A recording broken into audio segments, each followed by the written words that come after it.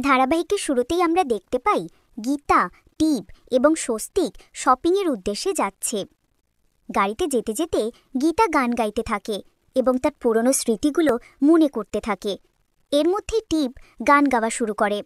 পরবর্তীতে তারা শপিং মলের কাছে পৌঁছে যায় এবং টিপ স্বস্তিককে বলে আজ সে সবকিছু স্বস্তিকের পছন্দের মতোই কিনবে। গীতা বলে, তুমি জানো স্বস্তিকবাবু কি কি পছন্দ করে না করে?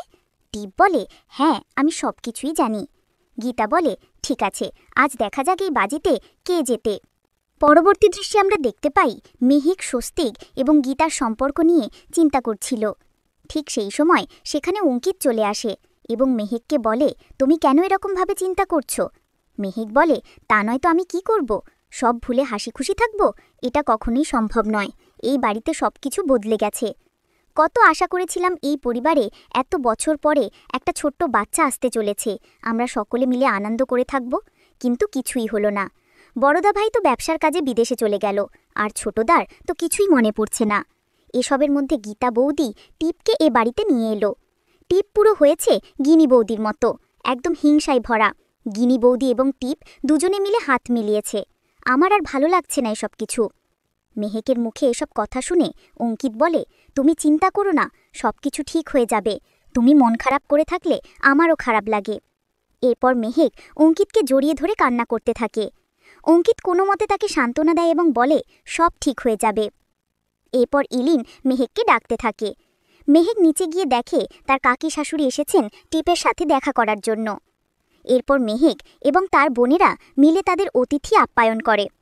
টিপের মা টিপের কথা জানতে চাইলে মেহেক বলে তারা শপিংয়ে গেছে। টিপের বোন জিজ্ঞেস করে, দিদিভাই একাই গেছে নাকি? তখন ইলিন বলে, ছোটদা ভাই এবং গীতা বৌদি গেছে। এ কথা শুনে টিপের বোন বলে, এখনও প্রমাণ হয়নি সে তোমার ছোটদা। এরকম ব্যবহার দেখে টিপের মা তার ভাইজিকে ধমক দেন এবং চুপ থাকতে বলেন। পরে টিপের মা মেহেককে বলেন যে তার আজকে সময় নেই, তিনি এখন চলে যাবেন। তিনি এসেছিলেন টিপের সাথে কথা বলতে। মেহেক তাকে বসতে বললেও তিনি আর বসতে চান না। ঠিক সেই সময় গীতা চলে আসে এবং তাকে অপেক্ষা করতে বলে। পরবর্তীতে টিপের মা গীতার সাথে ভালো মন্দ কথা বলতে থাকেন। এছাড়াও তিনি গীতার হয়ে টিপের বিরুদ্ধে কথা বলেন। সেখানে গিনি চলে আসে এবং বলে, আপনি তো টিপের মা, তাহলে আপনি কেন ওর হয়ে কথা বলছেন? এরপর সেখানে টিপ চলে আসে এবং বলে, এটা তো মা সবসময় করে এসছে, আমার থেকে অন্যের উপরে দরদ বেশি। টিপের মা টিপকে থামতে বলেন, কিন্তু টিপ তার মাকে আরও বেশি অপমান করে সো কল্ড মম বলে সম্বোধন করে। এ কথা শুনে গিনি জানতে চায় কেন টিপ এই কথা বলল। টিপ জানায় এই মহিলা তার আসল মা নয়, সৎ মা, তাই তিনি সবসময় এসব করেন। টিপের মা বলেন, তুমি আমাকে সকলের সামনে এভাবে অপমান করতে পারো না। তাছাড়া তুমি যদি আমার কথা শুনতে তাহলে আজকের এই পরিণতি হতো না। তুমি নিজের জীবনটাও শেষ করছো, এদেরও জীবনটা শেষ করছো। এরপর মেহেক এবং গীতা টিপের মায়ের কাছে ক্ষমা চায় তাদের বাড়িতে এসে এভাবে অপমানিত হওয়ার জন্য। পরবর্তীতে গিনি টিপকে বলে, তুমি কি কি শপিং করেছো, তোমার মাকে দেখাও। এরপর অঙ্কিত গীতাকে বলে, তুমি কি কি শপিং করেছো, আমাদের জন্য করনি? গীতা বলে, আমি সবার জন্যই করেছি। এ কথা শুনে মেহেক বলে, আমাদের জন্য তো তুমি আছো।